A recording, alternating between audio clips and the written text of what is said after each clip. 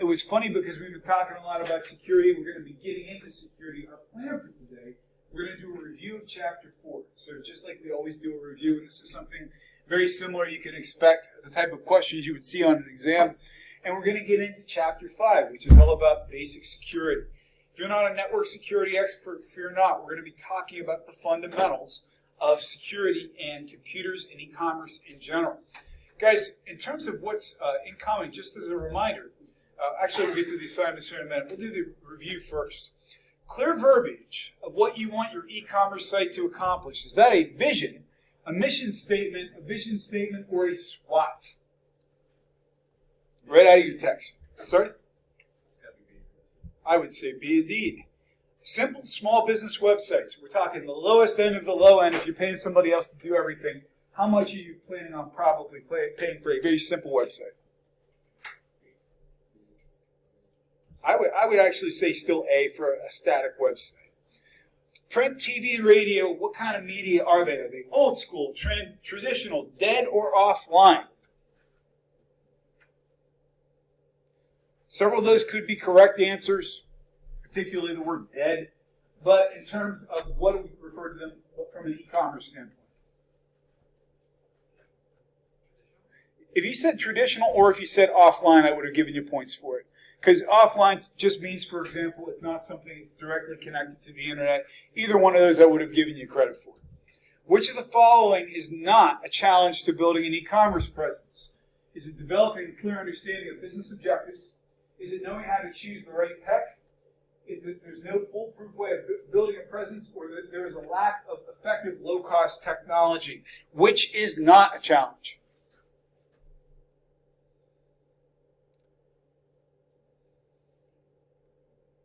We have a guess for C. I would say D. There's a lack of effective low-cost technology. Which of the following is not a key decision area for building your e-commerce presence? Is it your organizational capabilities, market conditions, telecommunications, or site design? Which is not a key decision for building your e-commerce presence? I'm not talking about the idea. I'm talking about the actual build. I would disagree with that answer. I would say B, because market conditions are going to determine your idea, but you're still going to build your commerce site with the best capabilities you have at the time. 5 major steps in the systems development lifecycle are systems analysis, planning, system design, building the system, implementation, and what? Testing. Yeah, I hope you're saying testing because it's perpetual. You got to always test, test, test. The list of capabilities you want your site to have. Those business objectives. System functionalities, information requirements, or system design, the capabilities.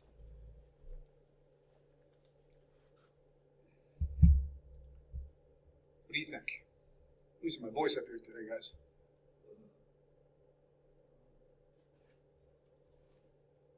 Take a guess. Capabilities would be closest to what? I would say B as well. It is B. It was a typo on the slide. I apologize. I fixed this stuff before I send it out. I apologize. The list of information system capabilities to achieve business objectives. Are those business objectives, system functionalities, information requirements, or systems design? It may sound very similar to the last answer. That would also be system functionalities. That's why I said it was very similar to the last answer. Customer on-site tracking, customer database, and inventory management systems. Those are examples of what? Is it business objectives, system functionalities, information requirements, or system design? I would also say it's B. We're seeing a trend here. Customer ID, product, date, payment, and shipment date are all examples of e-commerce what? Is that business objectives, system functionalities, information requirements, or system design? C is good. Yes, C is always the right answer if you don't know, and you knew it in this case. Ralph, our good buddy Ralph, is determining a path for his e-commerce site based on how data will move through his system. What kind of design is he creating? Is it physical, website, logical, or spatial? Logical. Logical is correct. If you're saying spatial, that would mean the space around you. Unless you're from the southern United States, that's when you really like somebody, you say they're spatial. Bless their soul. I'm sorry. It's bad jokes today, guys. It's bad jokes. It's dad jokes all day today, guys. Tammy decides to pay a company for web space for her e-commerce site. What method is she using? She's paying for the web space. Is she outsourcing? Is she paying for hosting? Is she paying for co-location, or is she insourcing? What's she paying for? She's outsourcing something, but what is she actually? She's outsourcing the hosting. The biggest advantage of insourcing website development is that cost, look, maintenance, or control. I would say it's D, it's control. The biggest disadvantage to insourcing, what is it? Security, hours to build, inconvenience, or lack of in-house skills. They're all disadvantages. Which is the biggest one? Which is the one that can hamstring your company? I wouldn't say security because you've got control over it. I would say D as well, lack of in-house skills. True or false? Instant scalability is an advantage of outsourcing website development. This is a tricky question. I probably won't use this on an exam because it's a little too tricky. So you're saying it is false, and I'm going to say that you're correct. The question is poorly worded. Instant scalability is an advantage of outsourcing website development. If I had said outsourcing hosting, the question would have made sense. The way it's written, false is the right answer. Saw it as soon as I read the question. That's the kind of day we're having today, guys. Which architecture is the most appropriate for a simple website? Is it a single tier, a two-tier, a multi-tier, or a horizontal? What's the smallest number of tiers we generally refer to?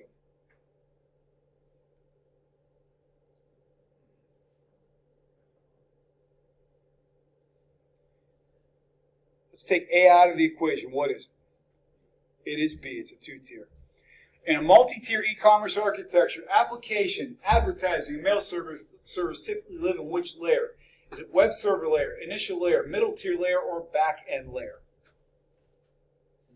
I would say C as well.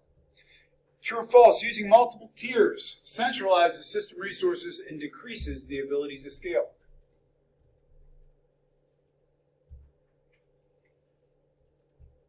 What do you think, guys? I would say it's false as well.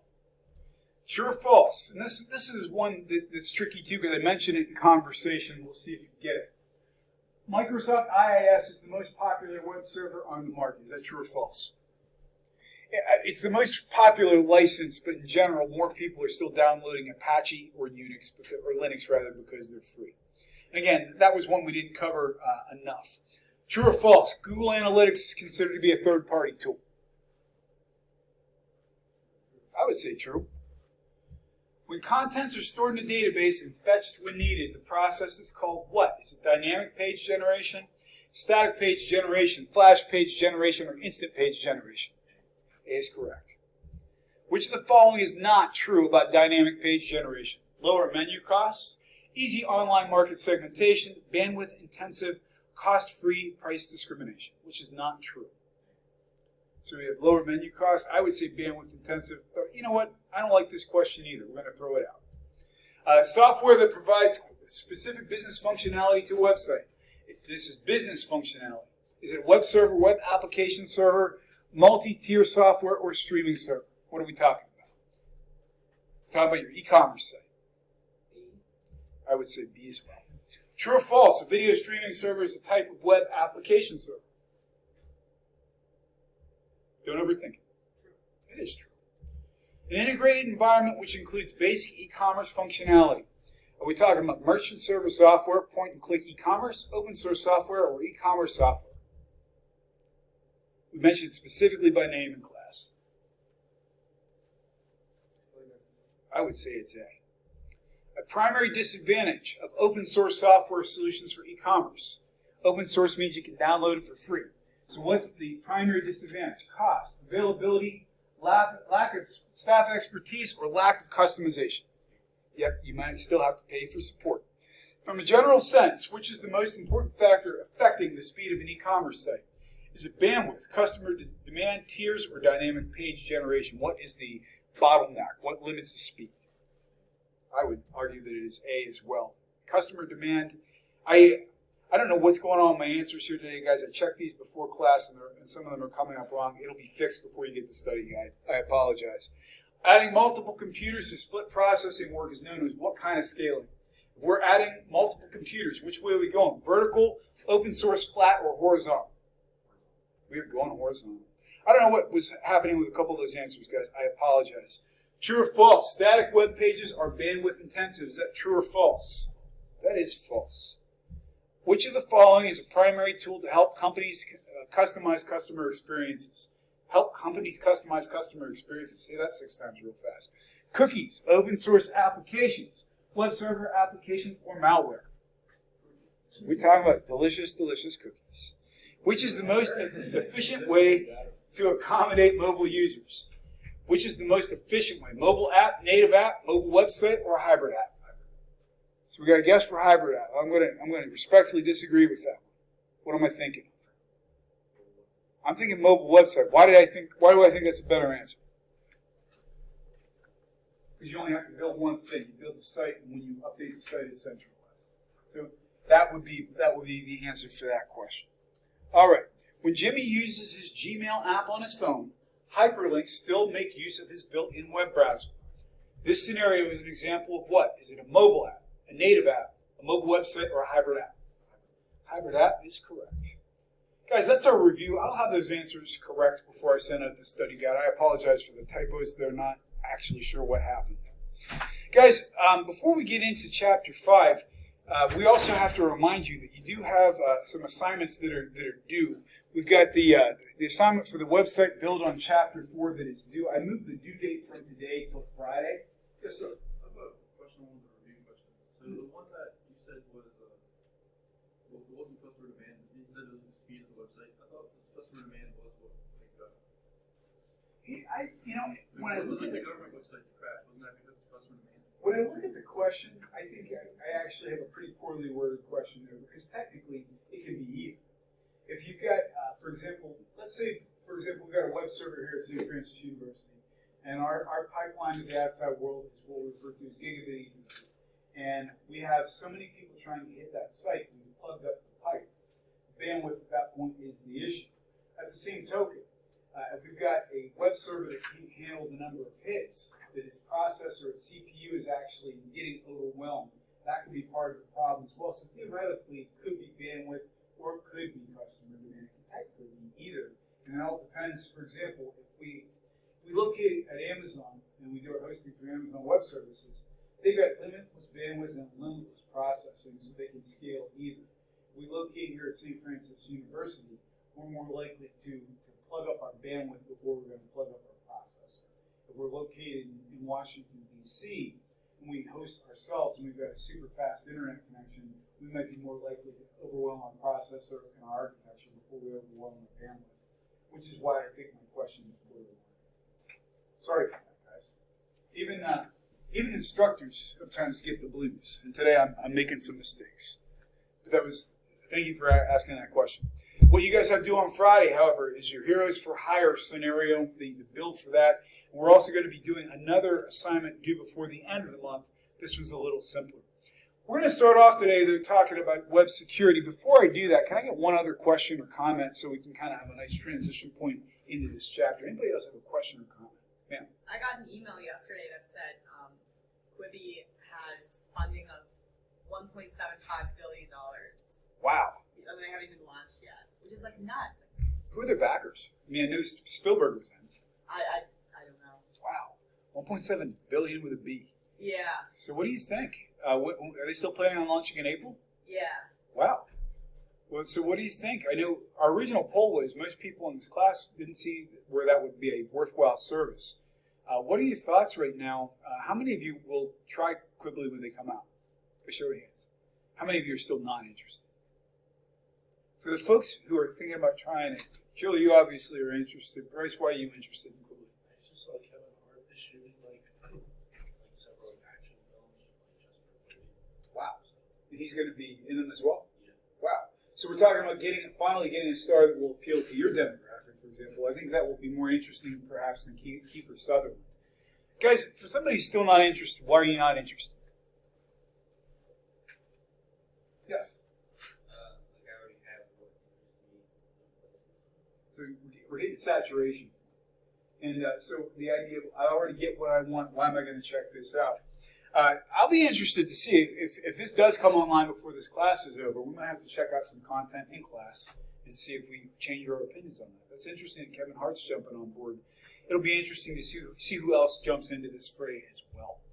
Guys, we're going to be talking today about cybersecurity. We're going to be getting into what constitutes threats in a cybersecurity environment, how we protect our websites, how we protect our organizations, what is reasonable policy. We used to have a statement when I worked in IT about where the major security threat lies.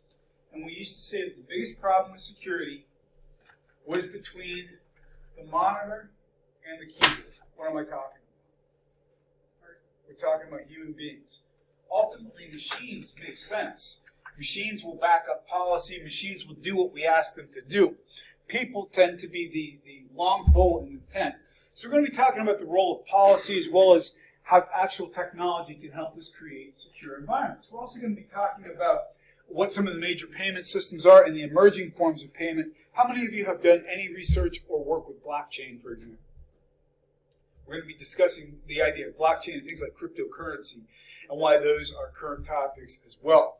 What I'm going to be asking you to do for Chapter 5 is to give me a 1 to 2 page write-up of what you think is going to be the next alternative payment system that's going to be dominant in this country or the world and why. Whether you think it's going to be Bitcoin or a derivative of cryptocurrency or if it's going to be something else. We get into other countries, particularly China. A lot of countries have almost completely moved away from cash. Well, we're seeing them move away from traditional banking and credit card systems as well. So I'm going to be asking you to do this. I believe I set the due date by the 27th. So you've got some time on this one. I'm going to be asking you to give me 3 references to back up your opinion. 1 to 2 pages. What crypto do you think is going to take off and why? Some of the other things that we're going to have incoming, guys, as we move through Chapter 5, because we're going to be moving into April and May is just around the corner, we're going to start talking about your final presentations and what that whole concept is. We're going to be having you do an essay and also do an e-commerce mock-up. Sometime probably within the next 2 weeks, we'll talk in depth about this, but we're hopefully going to be using some of your ideas as fodder for this. I'm going to start off talking about the dark side of e-commerce. I don't know how well you can see this, guys, but this is one of the first instances where we saw online commerce starting to bridge into the real world. A lady had bought a pair of shoes off an auction site. She was very into her shoes, thought she had gotten a great deal on this particular pair. She ended up getting them in the mail and discovered that they were fake. She was not happy. She basically called the vendor back and contacted the vendor to say, look, I want my money back. I'm sending these counterfeit shoes back. Please give me my money back. Well, not only would the seller not give her her money back, her seller started cyber stalking her and started sending her pictures from outside her apartment building and basically telling her if she did not back off, that he was going to do her personal harm.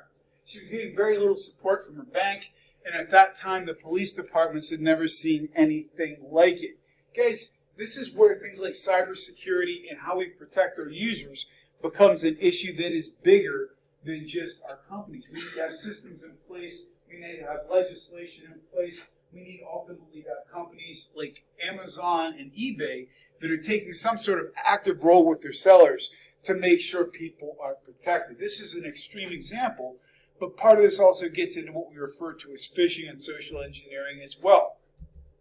Guys, I'd like you to start off this discussion because we're going to be doing a number of surveys here today. I want to see what your thoughts are on expectations of privacy and security.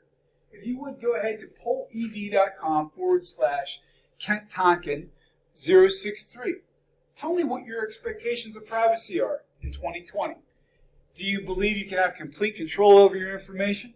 Do you believe you have strong control? Do you have some level of control? Do you have little control? Or do you have no control? What are your thoughts?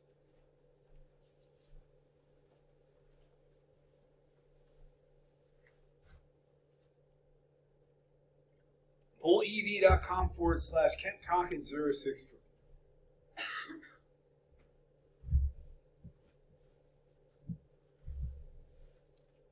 Give everybody a second to answer.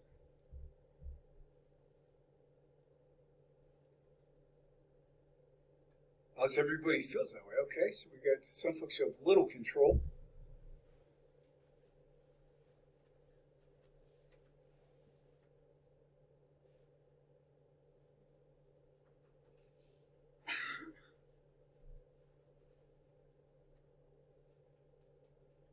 We'll give a second for everybody to get the answer, because we're going to be doing a few of these polls today.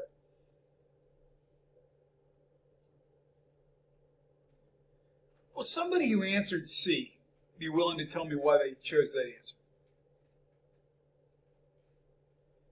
Somebody who believes they have a medium amount of control. Why do you feel that way?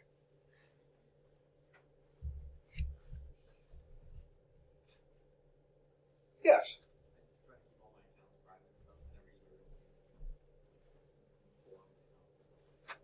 So you think I have like, I don't know if medium to it. I think I have more than a lot of people. so would you say a reasonable measure?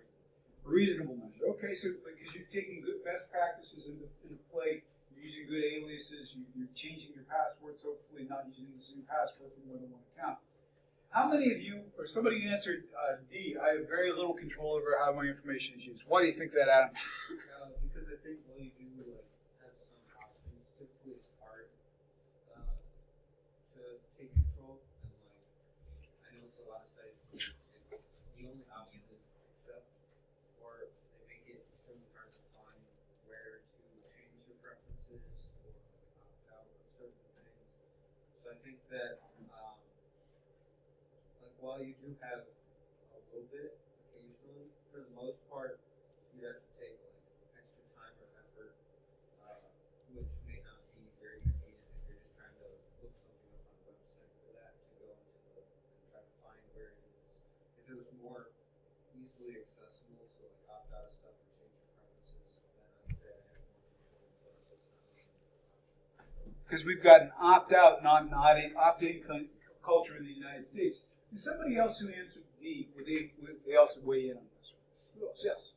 Like on a social media standpoint, obviously you control what you post, but once you post it, you have no control over what happens with it. It could be used against you, or like anything could happen to it. But once it's out there, like you have absolutely no control over it. I would agree, yes. Also, on that note, like, you can like make your account private. There's nothing stopping you from just like screenshotting it.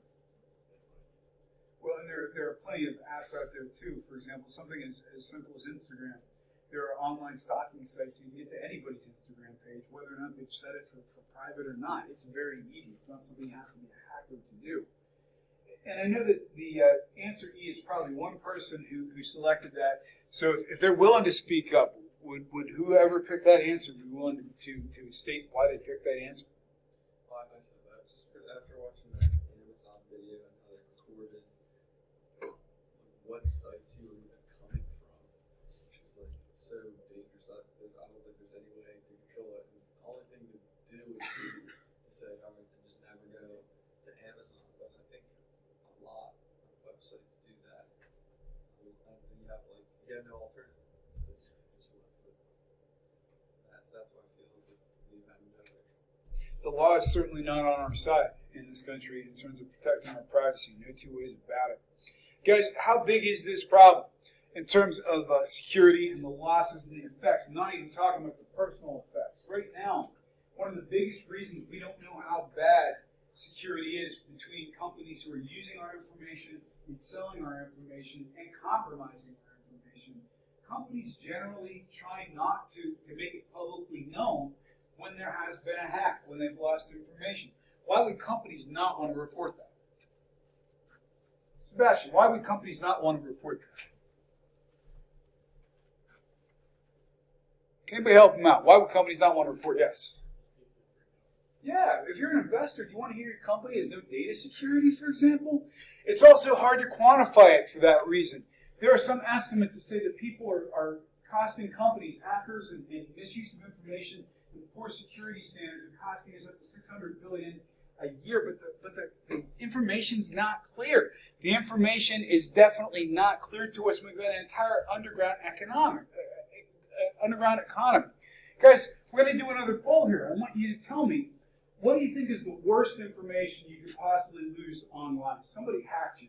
Is it your home address, your date of birth, your credit card number, your email password, or your social security number? What do you think? We got a guess for social security number. What other thoughts do you have?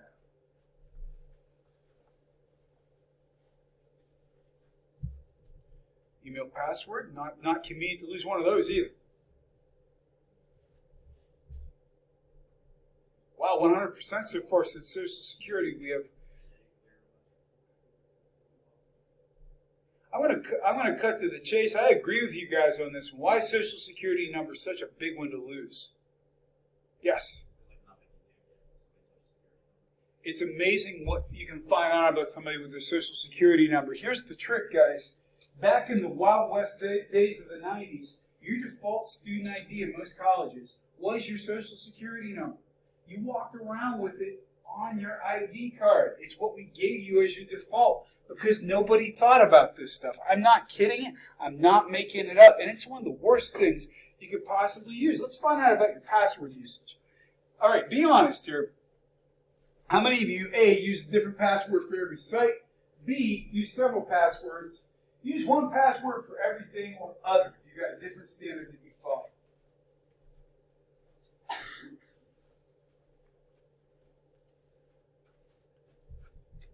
And I know somebody in this room is using C, even if nobody's being honest about it. It's okay, we're human beings.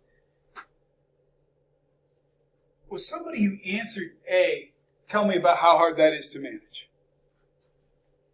I do that. It's really easy for me because they're all very similar, but there's several things that are different. It's easy for I don't want to give it away, but by looking at the website, I can tell how the password's going to be different. I don't memorize it. I just look at what website I'm on. And I'm like, oh, I know this are different because it's easy. It's a lot easier than it sounds. So you've got cues based on the website you're traveling to. Yes.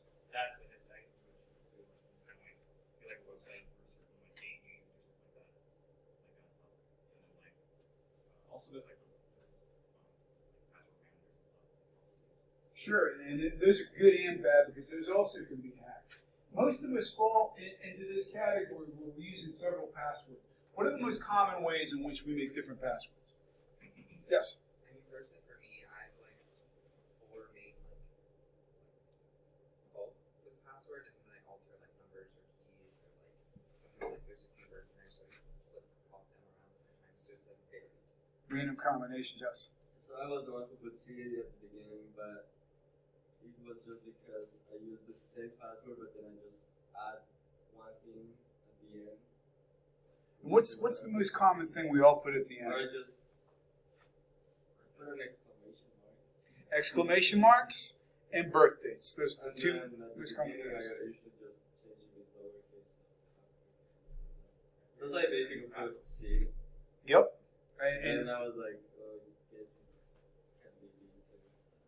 And anytime we get asked for an alphanumeric password, the most common thing to do is to put our birthday year on the end of it, whether it's the last two digits or whether it's the entire thing. We all do it. There's a growing movement to say that we should be moving to things like biometrics, for example, because no two of us have the same thumbprint or eye scan, but we're still not there yet. Yes, ma'am. Wait, this is a funny comment. I have an identical twin, and we can unlock each other's phones with our thumbprint or our faces. I can see the faces, but your thumbprints are that similar. Yeah, and in high school, the way we paid for lunch was through our thumbprint, and it would constantly switch the account around. It never knew if it was Morgan or I.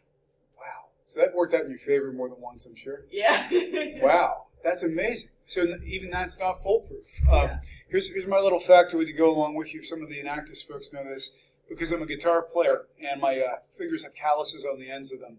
I have occasionally shown up as unidentifiable in the FBI database for my fingerprints. I had to go through multiple fingerprint scans to go through clearances because of my fingerprints. So if I ever choose to have a life of crime, well, good. Sorry, my ethics are too good though. All right, guys, let's see how honest you really are here. I won't ask you to answer this one, but have you never given anyone your password? Is that true or false?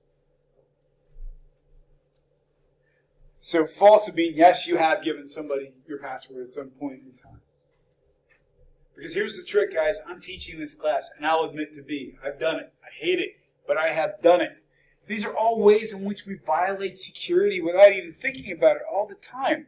So, guys, we're getting to an era now where we're constantly being listened to. we're constantly being put onto film. It's harder and harder to deny where we've been, where we haven't been, online or in person. And I don't make a habit of this, guys, but we're going to spend about 3 minutes because I listened to a really great podcast from a professor whose students were studying privacy and just how hard it is to be anonymous in 2019, 2020, and beyond. So we're going to spend about 3 minutes listening to just how hard it is to be anonymous in a public place. Even if something as simple as sitting in a public place and having a conversation, we think about the amount of stuff that we give up about ourselves on a daily basis, let alone if we're doing things like using public Wi-Fi or otherwise exposing parts of ourselves. It always amazes me when you go to a doctor's office how easy it is to look across the counter, how easy it would be to see on the screen whose chart was up, or even if somebody's name is called in an operating area or an ER, we can very quickly find out a lot about them. So again, guys, in terms of the overall security risks, it's very difficult to determine how big this is because we've got reporting issues and the companies don't want to let people know how bad it is because we want to have trust in our institutions. The average price, and this is going back to 2017, every time there was a data breach, it cost the company on average about $21 million. Now, that's not just system upgrades. What else would go into the $21 million? Yes. Settlements, damages, all these sorts of things. What's the biggest company in the United States beside Wawa? What's the biggest company in the United States that was noteworthy for a data breach within the last 5 years? I'm sorry? Home Depot was a big one, yep. Target. It was Christmas, I think, of 2015, where all the credit card information that had been stored essentially got hacked. I was affected by it. I shopped at Target during the Christmas season 2015, and my bank account basically told me I had been compromised. I had to get a new card. There's another company, too, called Equifax we're going to be talking about at length in terms of one of the big 3 credit reporting agencies in the United States. And you're going to see more and more of this stuff. The new philosophy can no longer be, we're going to make sure our data doesn't get hacked. The new philosophy has to be, how do we recover? How do we make sure we make up the damages? How do we make people whole after this? So in terms of what is good e-commerce security these days, that's a moving target, guys. Yes, we've got new tech out there, whether we're talking about firewalls or whether we're talking about new levels of encryption. We're going to be talking about basic levels of encryption today. I know, for example, some of you in here are in process of applying for internships and grad school and everything else. How many of you have had to deal with encrypted communications in this process at some level? I know Sean definitely has. Has anybody else had to deal with encryption? You will. Whether it comes down to banking or contracts, a lot of this stuff is dealing with encryption. We're also looking at how organizations value privacy and information.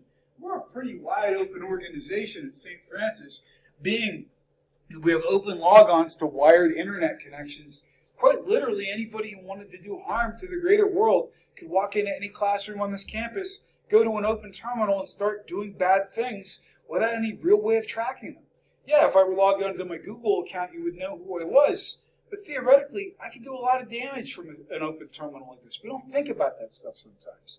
So what are our institutional government standards, how we're making sure we have secure organizations in terms of e-commerce? Because we're still the biggest security threat. We also need to think, for example, how much money are we putting in? People question, do you need that firewall? Do you need that policy? Do you need that CAPTCHA generator on your website? What's the cost if somebody no longer trusts you to do business with you? Think about that when you're also making those investments. And generally speaking, the philosophy about security is security breaks at the weakest link. And here's what I mean by that. Brady and I live on the same street, for example, in Johnstown, Pennsylvania. And somebody's rattling doorknobs to see if somebody has left the door unlocked. Brady's got a cheap $5 lock on his door. Didn't cost much. Wouldn't stand up to a crowbar. I've got no lock on my door. I still have a greater chance of getting robbed than he does. So what it sometimes means is even if your security is not the most top-notch, is it better than somebody else's? Reasonable measures are what we call that. So when we think about how the e-commerce security environment works, we start at the outside circle and we work in.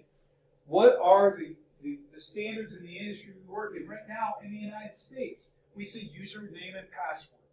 That's really what it comes down to. I don't care if it's Amazon or Facebook or Converse.com.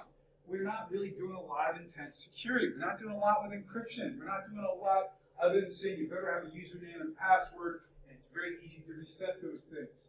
We don't have a lot of laws mandating really good security standards.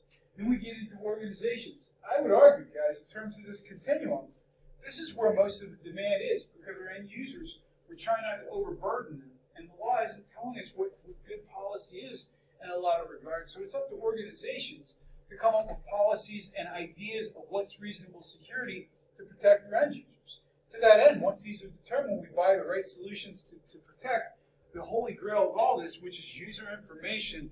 We also refer to it, I would write this term down, PII, personally identifiable information. The holy grail of PII, by the way, is the Social Security number in the United States. So what are some different dimensions that we have? We start talking about what is security. We've got these key terms. Let's talk about these key terms, guys. Integrity. When we say somebody lives with integrity, what do we mean by that? Guys, please pay attention. What do we mean by that? So we say integrity is honesty. What we really mean by integrity in a data standpoint is that's exactly correct. Has somebody altered the information we've sent from point to point? Non-repudiation means, can you prove whether or not somebody actually sent something? Non-repudiation means we got verification. It came from who we said it came from. Authenticity is the person who is representing themselves in such a way who they appear to be. Confidentiality is different than privacy. Confidentiality means it's just between us. Can we guarantee who's being included in the conversation? And privacy means how do you control the information about you? Availability, finally, is your site up or down? All of these are the key aspects of security that we're dealing with when we talk about e-commerce. Well, integrity. Yeah, I want to know if my email to Amazon's customer service with my credit card number in it was received or messed with on the way. With repudiation, I want some verification that somebody received my payment. Authenticity, I want to know the person who's paying me is who they say they are. Confidentiality, I want to make sure that transaction happened just between us.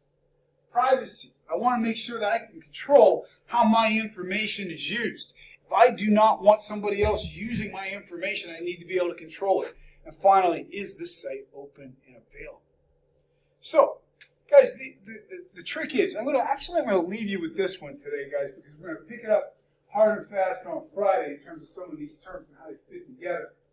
Remember this: the greater the security, the greater the complexity for the end user. To use the example of Brady's house and my house, Brady doesn't get broken into, so I do.